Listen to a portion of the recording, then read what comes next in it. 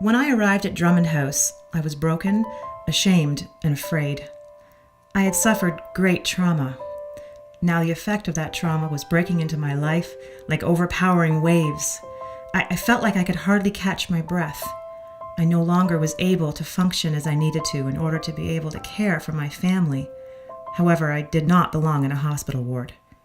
What I desperately needed were safe people to talk to and time to heal.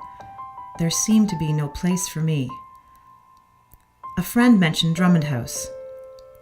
While my husband and I traveled there, we listened to music on our vehicle's CD player.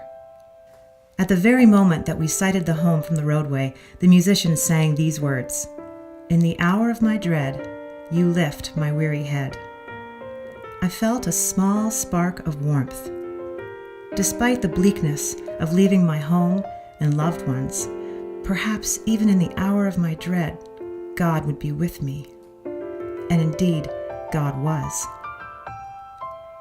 I remember my first meal at the house. Although I was overwhelmed, I couldn't help but recognize that the food I ate had been supplied by a stranger to me, someone I might never be able to thank in person. Here was a home filled with kindness, built on a dream, and sustained by the goodness of people who cared. It was almost as if they had heard my silent cries and created a place of beauty and refuge. In my room, I felt safe.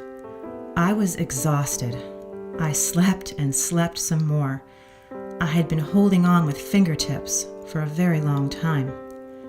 Now that I could finally let go, I felt the weariness I had been carrying.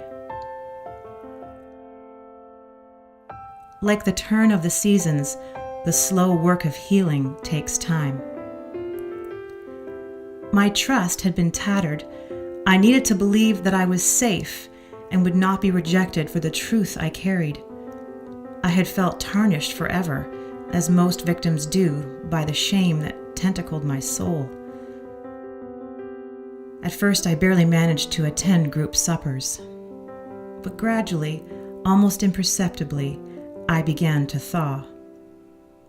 The people of Drummond House became a community that bore witness to my tears, my anguish, my grief, and, despite my pain, called out my dignity. They truly did hear my heart. I began to replace lies with truth, and to rest in a love that was so trustworthy it stripped away my need to perform. I had thought the agony of my secret would haunt me forever. Instead, it began to slip away like a second skin, like something that had never belonged to me anyway. My spouse and children, although separated from me, were cared for by the Drummond House family. My husband received much needed support. Our children were embraced by people who delighted in them. Mixed in with the sorrow of being separated was the hope of reunion. I am home now, surrounded by the love of my family, continuing to grow and heal. I carry with me the memory of the many ordinary miracles that make up the fabric of life at Drummond House. When I needed shoes for my daughter, a pair was donated, in her exact size, mixed in with adult women's clothes. As I contemplated my return, the one wish I had was for curtains. The night felt threatening to me, and I wanted to feel safe in my home.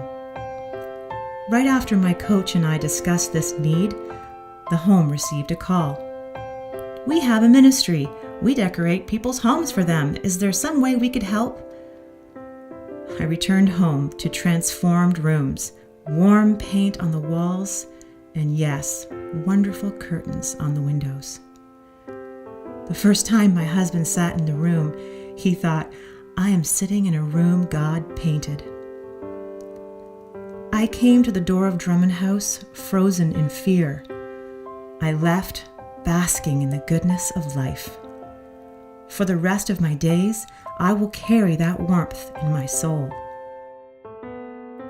With profound thanks, I recognize the generosity of everyone who supports the healing work of Drummond House.